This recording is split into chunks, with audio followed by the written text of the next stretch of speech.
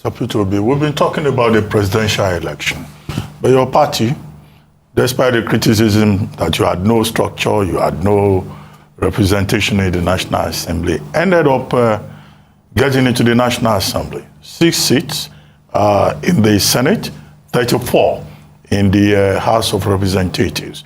I would like you to comment on that. And then second, this issue of INEC not allowing you access to inspect election materials. Now, Yusuf Tanko, the chief spokesperson of your party, has now served notice that INEC was duly served a CTC copy of the court order on March 3. INEC was reminded on March 6, and that the only option now available to the Labour Party is to picket to INEC offices nationwide in a peaceful protest, he says. But has it also occurred to the party to seek the option of going back to court to make it clear to court that INEC is guilty of contempt, is contemptuous of the court order? Or the only measure you want to adopt is that of the peaceful street protest to INEC offices? Those two issues. Thank you, Dr. Abati. We'll apply both. Because you have a situation where you cannot even imagine. You know, INEC is an institution backed by law. The court have given an order, a ruling. They are not obeying it. Where do we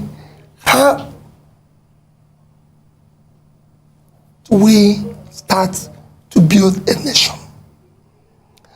The most important ingredients of what makes a nation is the rule of law.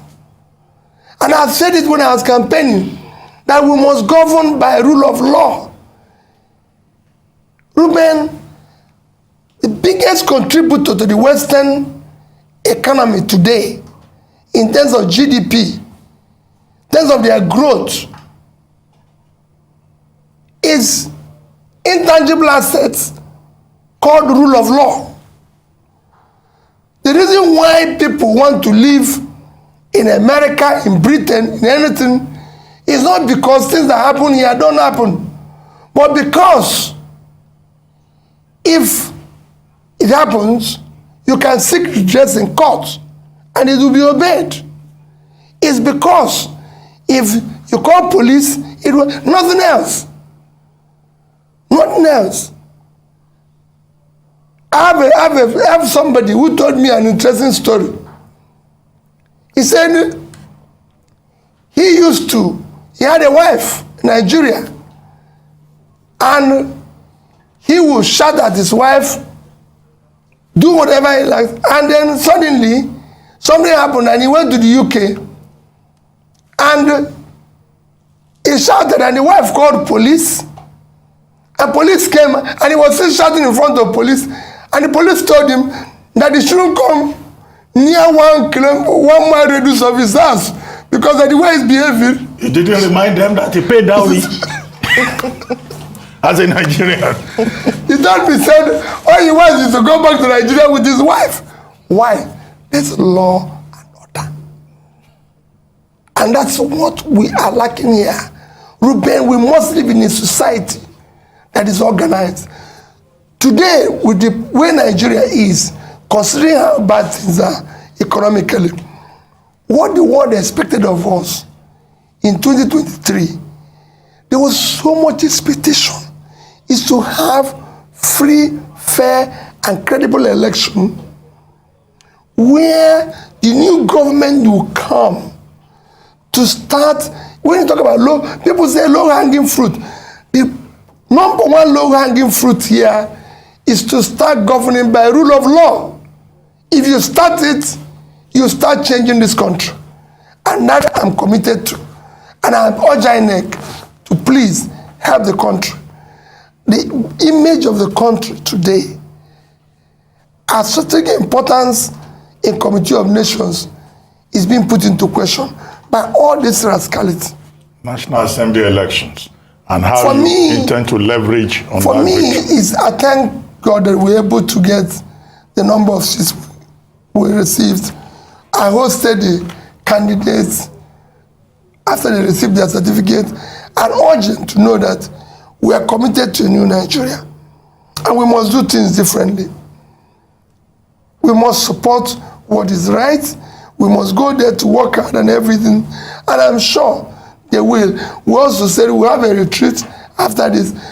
Ruben, the things we need to do going forward for Labour Party, for them, we need to build a democratic institute that will be able to teach people what their job is all about and what they're expected to do. It is not just you've won an election, it is now time for you to be part of the confusion that exists, to make it transactional. We now want to leverage and talk. We're talking with different organizations, different countries that can help us to build a proper democratic institution that will teach our people, including me, what governance is all about. All right, great point. Now, I just want to ask, following that you received or you hosted the 40 Labour candidates who emerged winners for the National Assembly elections.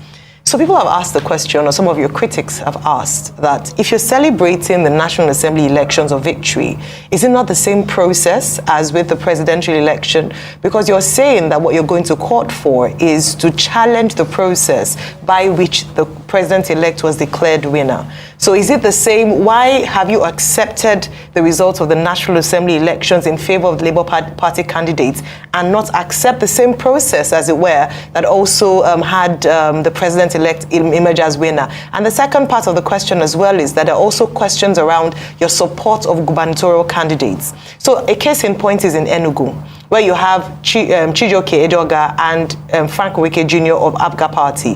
There seems to be some, lack of agreement in your party as to who to support in that state. I'd just like you to clarify that today. Okay, very, very good question. Let me tell you in Enugu, let me start with the issue of Enugu. The issue of Enugu is because the Aisha Yusuf tweeted in support of Frank Wike. Let me clarify to you now. The Obidients Movement are not necessarily Labour members.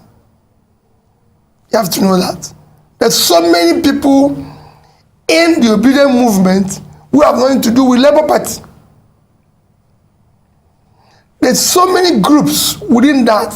There's so many people. Someone like Aisha Yusuf is not a member of Labour Party. And it says so. And however, we even have what we call the Big Tent, which is where everybody is gathered.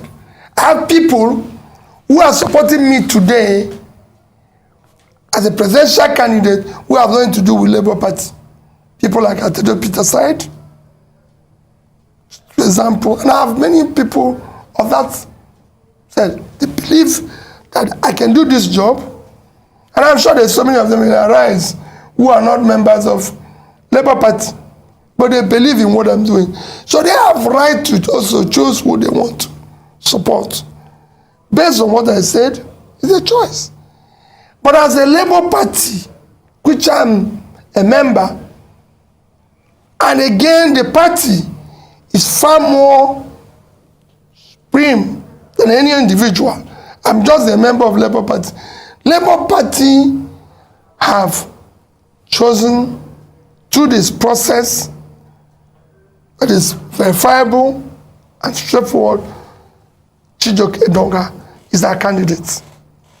And that I stand with, because I'm a member of Labour Party. The members of the Obidients family have their own choices. I can't question them. So that's the difference. So let's do it. And then on the second question you asked about issue of